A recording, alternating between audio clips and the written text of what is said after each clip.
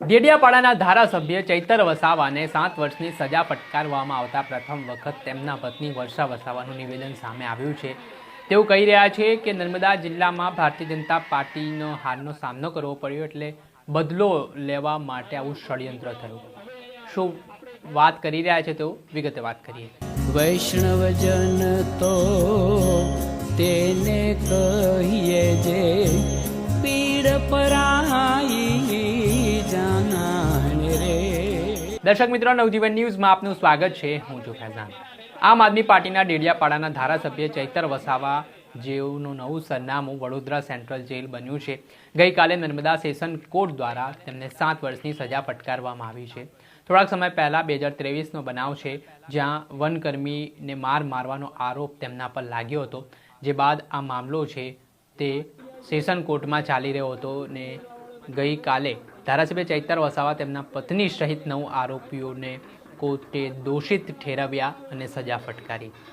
ત્યારે આને લઈને પ્રથમ વખત હવે ધારાસભ્ય ચૈતર વસાવાના પત્ની વર્ષા વસાવાનું નિવેદન સામે આવ્યું છે, જેમાં તેઓ કહી રહ્યા છે કે થોડા સમય પહેલાં સ્થાનિક સ્વરાજ્યની ચૂંટણીમાં નર્મદા જિલ્લા પંચાયતમાં આમ આદમી પાર્ટીની સત્તા આવી છે, તેના કારણે ભારતીય જનતા પાર્ટીથી આ વાત સહન ના થઈ ને તેનો બદલો વાળવા માટે તેમના પતિને કેસો કરીને ષડયંત્રના ભાગરૂપે ફસાવવામાં આવ્યા અને તેમને જેલ કરાવવામાં આવી।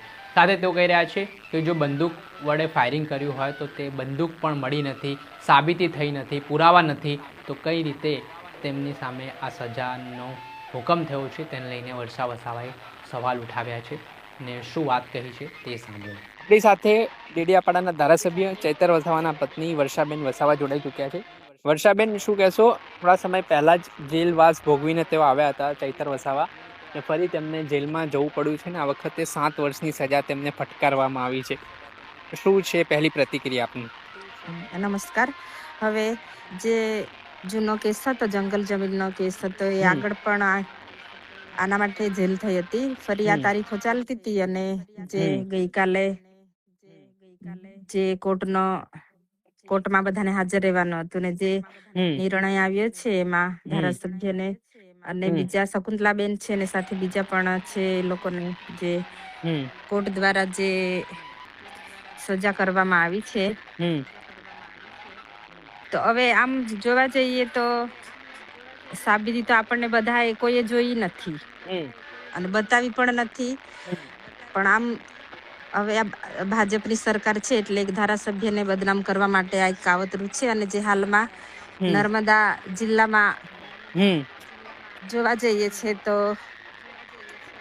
હાલમાં જે તાલુકા જિલ્લા પંચાયતમાં નર્મદા જિલ્લામાં અમારી સરકાર બની છે એટલે એ ભાજપથી જોવાતું નથી।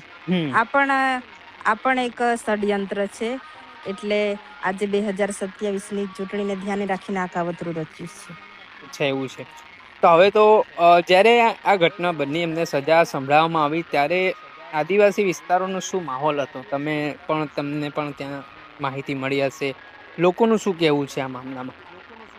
હવે અમારા આદિવાસી વિસ્તારમાં તો લોકોને ખબર છે કે આ માણસને વારે ઘડીએ સરકાર હેરાન કરે છે, એ ખબર છે।